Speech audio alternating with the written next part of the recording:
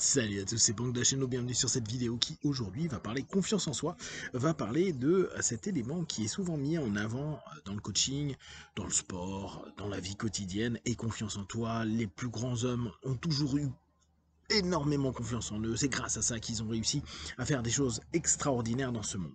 C'est vrai que c'est assez vendeur comme phrase, c'est assez complexe d'être tout le temps confiant en tout, et cette espèce d'association de dire bah il y a que les gens qui ont confiance en eux qui arrivent à de grandes choses dans la vie. Alors grandes choses étant complètement relatif à tout à chacun.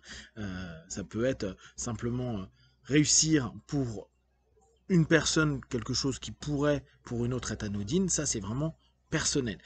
En tout cas, on a beaucoup cette notion de dire le cœur de tout est la confiance en soi.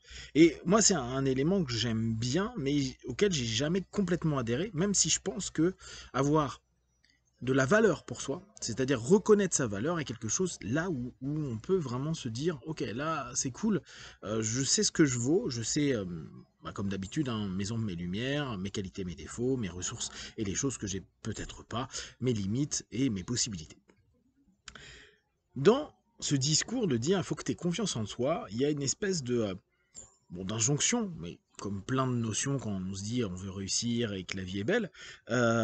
Néanmoins, la réalité, et ça on peut l'avoir alors une fois de plus, hein, de façon complètement empirique, donc de mon simple point de vue,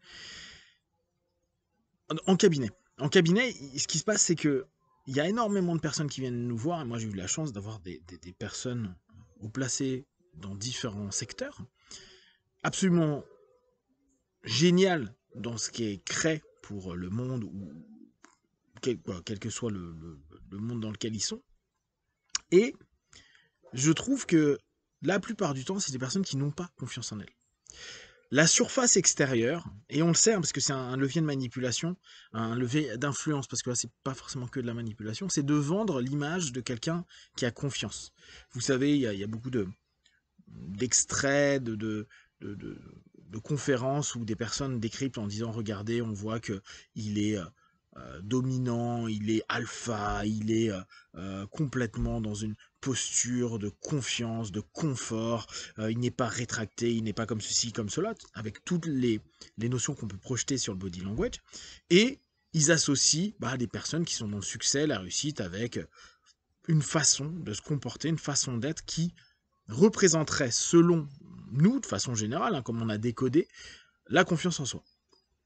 Or, il y a beaucoup de personnes qui sont dans le succès qui montrent cet aspect-là. D'ailleurs, c'est assez marrant de voir Bezos au départ, qui était plutôt en mode geek, puis quand il a commencé à faire beaucoup de muscu et autres, a un peu changé, et beaucoup de personnes s'étaient amusées à faire des mèmes, à dire avant, après, regardez ce que ça donne quand on commence à réussir, à avoir confiance en soi, savoir qu'on est capable, etc., etc.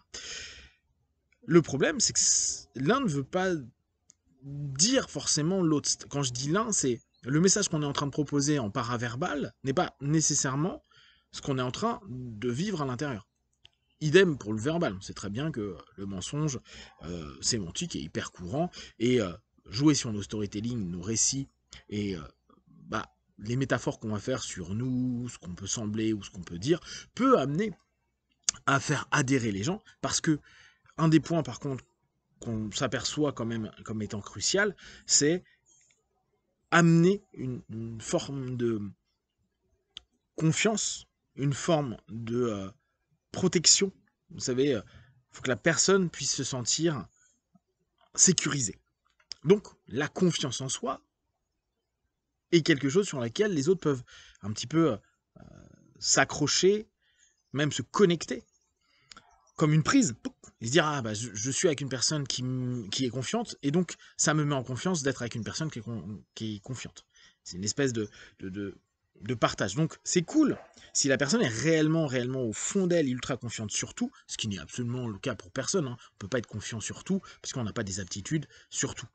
On peut par contre utiliser une confiance, donc ressource qu'on a dans un domaine, pour petit à petit, et ça avec l'hypnose, avec tous les travaux internes, pour commencer à généraliser, ou en tout cas à réutiliser le modèle interne qui fonctionne sur d'autres éléments.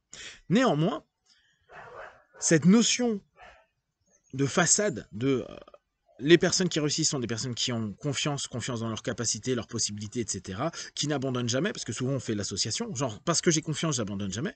Ah, moi, je peux ne pas avoir confiance du tout dans mes compétences, je prends par exemple dans le sport, et pour autant, c'est pas pour autant que j'abandonne. Je me dis, bah, je continue, alors que j'ai pas plus confiance que ça. Je me dis, on verra où ça mène.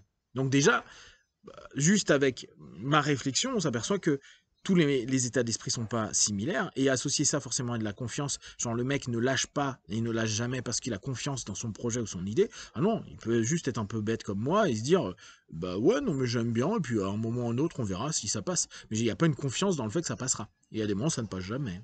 Et j'ai beau répéter. Et donc c'est assez intéressant, parce que ça nous ramène à nous dire, ok, donc la confiance en soi n'est pas nécessairement un facteur qui nous discipline, qui nous permet de répéter, qui nous permet de ne pas abandonner.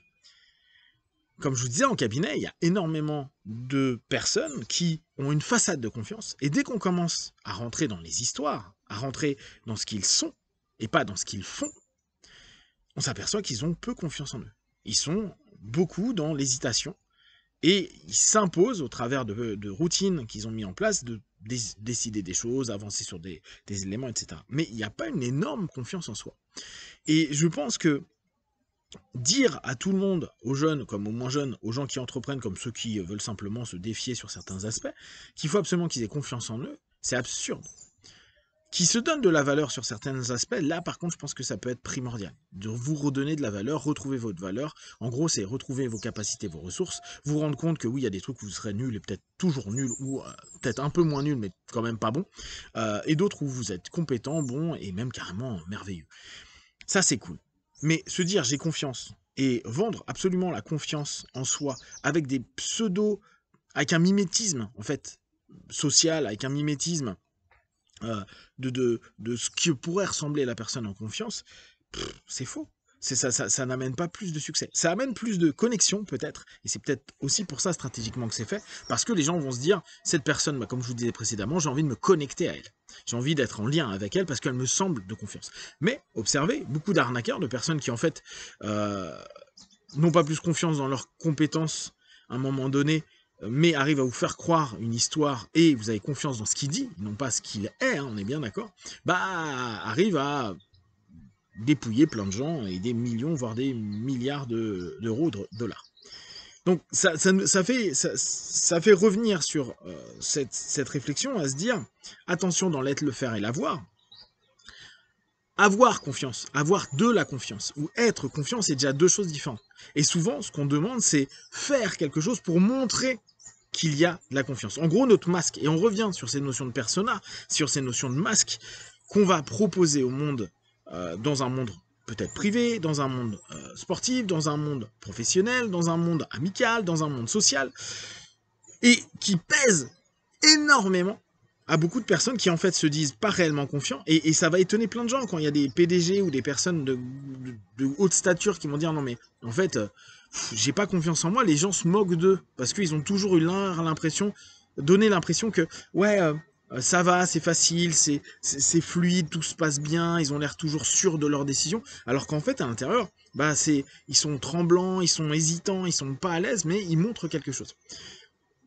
Alors, sans dire qu'il faut absolument retirer la confiance en soi, je pense que c'est faux, mais faire comme si on avait confiance en, ça peut aider.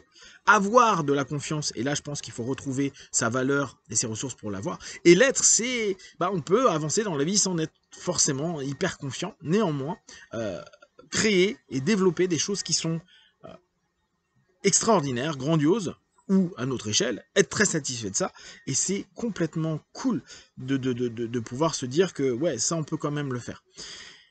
Donc, je vous invite à me partager déjà votre manière de voir la confiance en vous, quelle est-elle? Est-ce que vous avez déjà rencontré des personnes qui réussissent plein de choses et qui en fait, quand vous creusez un peu, elles te disent clairement, bah non, j'ai pas confiance plus que ça. Quelle est l'image que vous avez de la confiance en vous? Et, à votre avis, là c'est vraiment ma réflexion, est-ce qu'il n'est pas plus important, utile, de travailler l'estime, la valorisation de soi, et comprendre sa valeur, hein, se valoriser et comprendre ses valeurs, plutôt que la confiance, qui peut être associée d'ailleurs à la valeur, hein, ça peut être une conclusion.